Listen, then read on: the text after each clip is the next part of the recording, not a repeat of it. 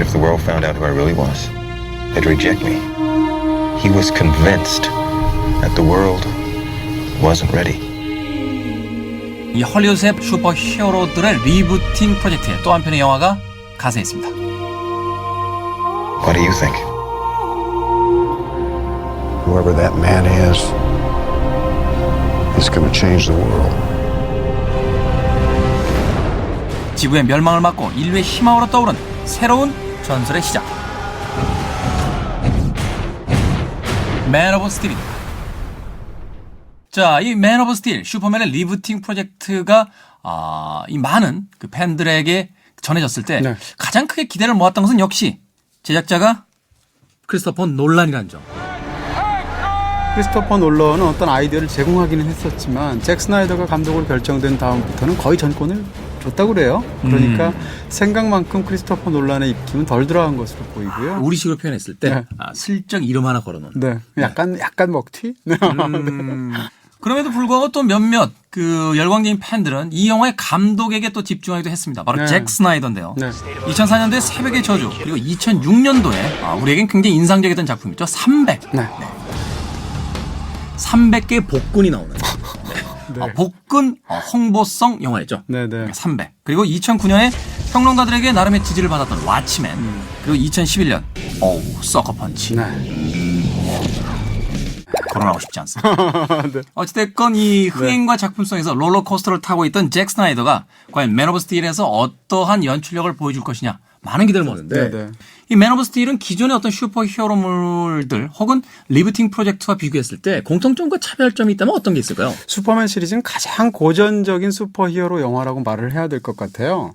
아이언맨 같이 요즘은 슈퍼히어로들이 막 미디어를 이용해서 자기를 막 공개하는 것을 전혀 꺼리끼지 않는 게 유행입니다. 뭔가 좀 삐딱한 그런 슈퍼히어로인 건데 슈퍼맨은 자기가 너무 선하니까 자기 존재를 감춰야 되는데도 불구하고 구하러 나가다 보면 노출이 돼요.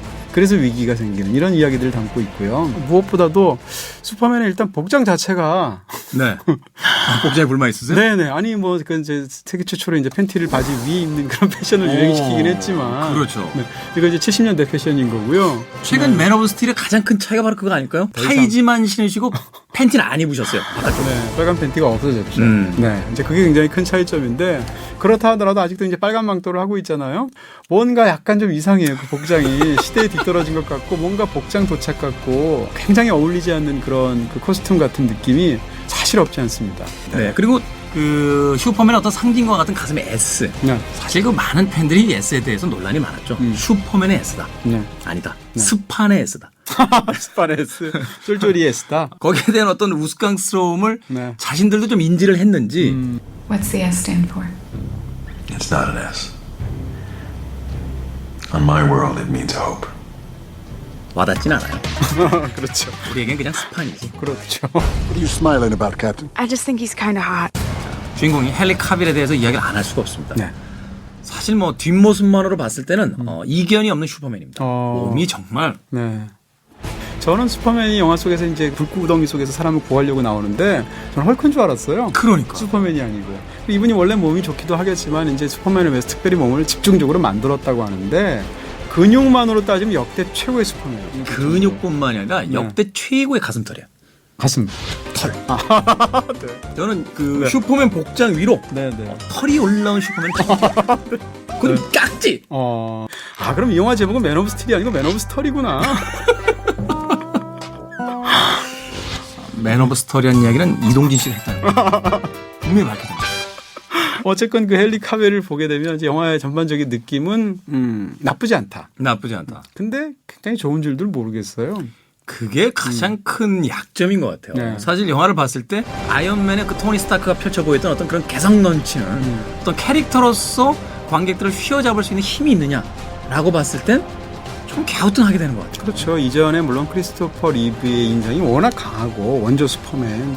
그 다음에 브라이언 싱어에서 슈퍼맨 역할을 맡았던 배우도 굉장히 인상적이었거든요. 그렇죠. 그런 측면에서 본다면 이 영화의 그 헨리 카빌은 근육 정도가 기억날 뿐이지 사실은 슈퍼맨하고 이렇게 굉장히 잘 맞아떨어지는 그런 느낌은 크게 들지 않았다는 거죠. 네. 다음 영화에는 다른 분이 나왔으면 좋겠어요. 아닐걸요? 나올걸요? 네. 털 깎고 나올걸요? 네.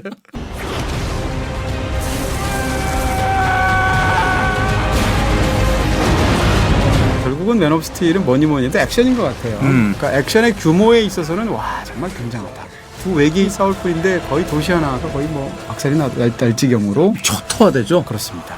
근데 영화를 이제 그걸 또 굉장히 영리하게 찍기도 했는데 예를 들어서 정지에 있는 상황에서 갑자기 날아오른다거나 공격을 한다거나 이래서 정에서부터 동으로 움직일 때 그럴 때 그 타이밍 전환이 일반 영화보다 훨씬 빨라요. 훨씬 빠르죠. 네, 그렇죠. 그리고 무엇보다도 이 영화의 액션 컨셉을 한마디로 얘기하면 액션보다는 리액션이라고 말할 수 있어요. 두 사람이 막 날아다니며 싸울 때 보면 막 도시가 거기에 반응해서 건물 무너지죠, 막 부서지죠, 땅이 꺼지죠.